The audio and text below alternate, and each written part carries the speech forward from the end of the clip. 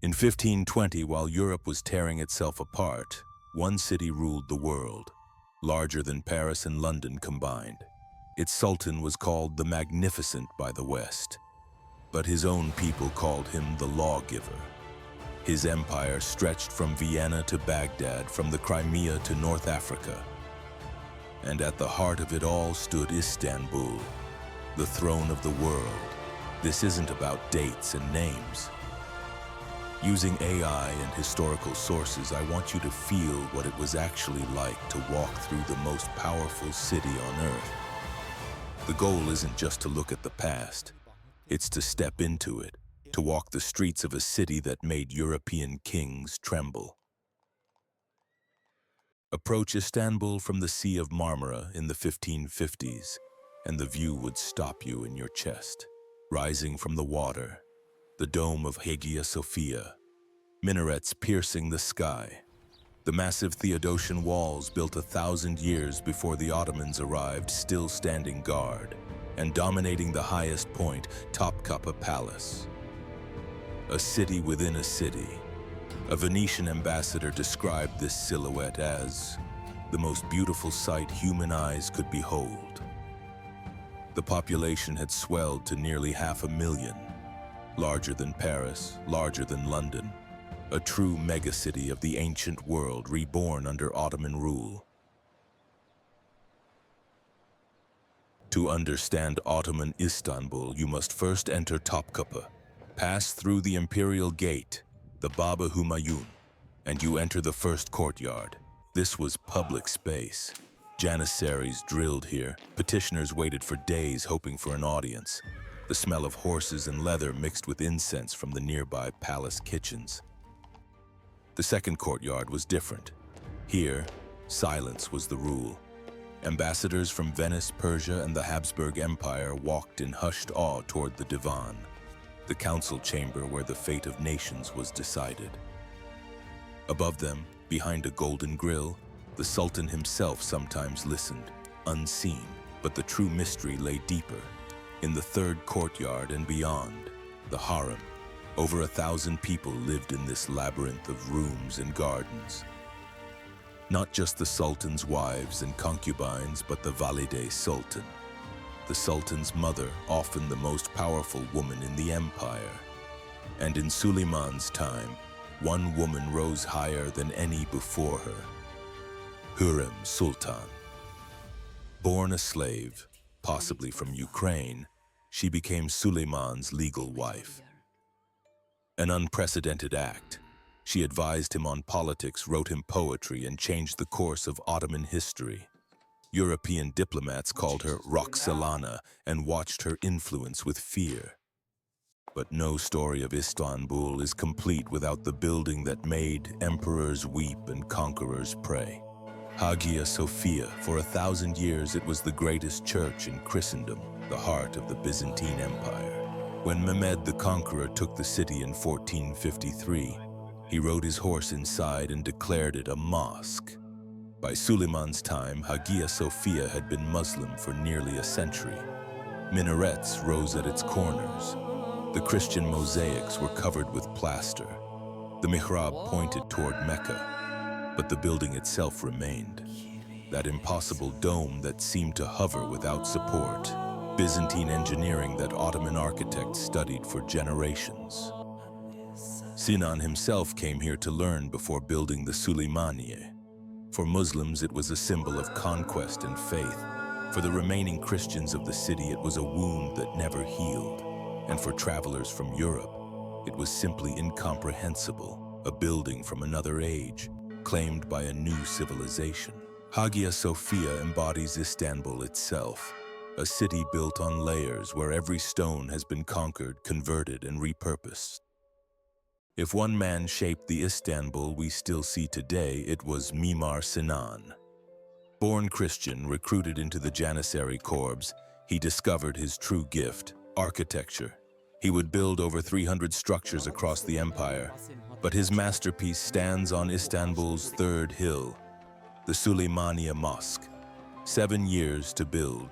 The central dome rises 53 meters, engineered to feel like it's floating on light. 4 minarets mark Suleiman as the 4th sultan to rule from Istanbul. But the Süleymaniye is more than a mosque. It's a kulliye, a complex with a hospital, soup kitchen, school, and library. Ottoman architecture wasn't just about beauty. It was about serving the community. Sinan called this his journeyman work. His true masterpiece, he said, was the Selimiye in Edirne. Such was his ambition. But step outside the Muslim city, cross the Golden Horn, and you enter another world entirely. The Galata Tower, built by Genoese merchants in 1348, still dominated this side of the harbor. From its top, watchmen scanned for fires and approaching ships.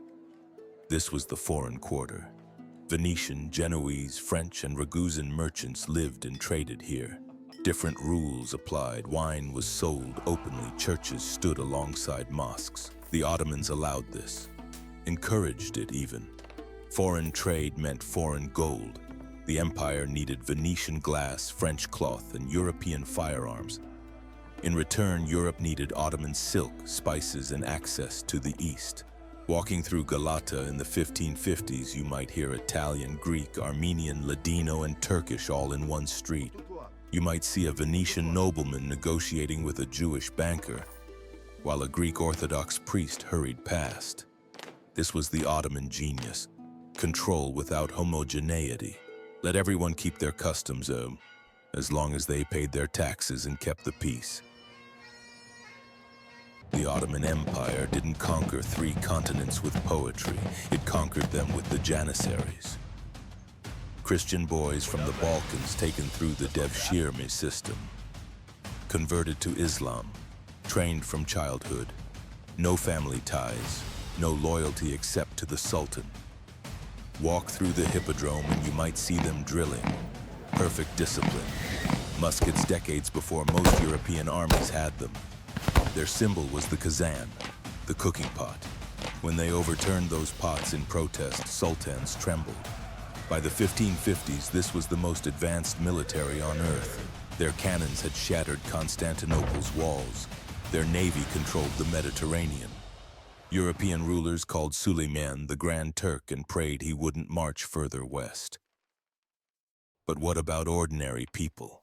The ones who didn't live in palaces or march with armies? For them, life centered on the Mahalle, the neighborhood. The local mosque wasn't just for prayer. It was a community center. Announcements were made there. Disputes were settled. The imam knew everyone's business. Women's lives unfolded largely behind walls, but that didn't mean isolation. Hammams, the public baths, were social hubs. Women spent hours there, sharing news, arranging marriages, doing business out of sight of men. The markets had a rhythm. Dawn brought the fisherman's catch from the Bosphorus.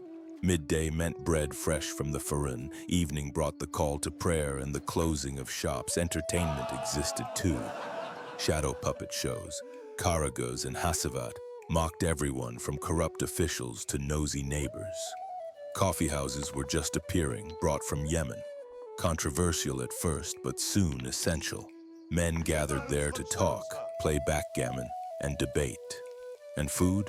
Kebabs, pilafs, borek, fresh fruit from Anatolian orchards. The palace kitchens pioneered recipes still eaten today. This was a cuisine born of empire, Persian refinement, Arab spices, Anatolian tradition, all fused in Istanbul's kitchens. Step outside the palace walls into the chaos of the city. The streets were narrow, unpaved in places, and absolutely alive. Donkeys carried goods, water sellers cried their wares, the smell of grilled meat mixed with rosewater and sewage. Every Mahalle, neighborhood, was its own world. Muslims, Christians, Jews lived in separate quarters but traded side by side. Not equality, but coexistence.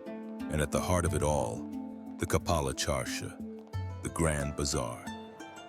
60 covered streets, over 3,000 shops, silk merchants, spice dealers, jewelers, carpet sellers. the air thick with cinnamon, saffron, and leather. This wasn't just a market. It was an empire's economy made visible. Goods flowed from China, India, Persia, and Africa. A single street held more wealth than entire European cities. The rules were strict. Cheating a customer could cost you your shop or your hand.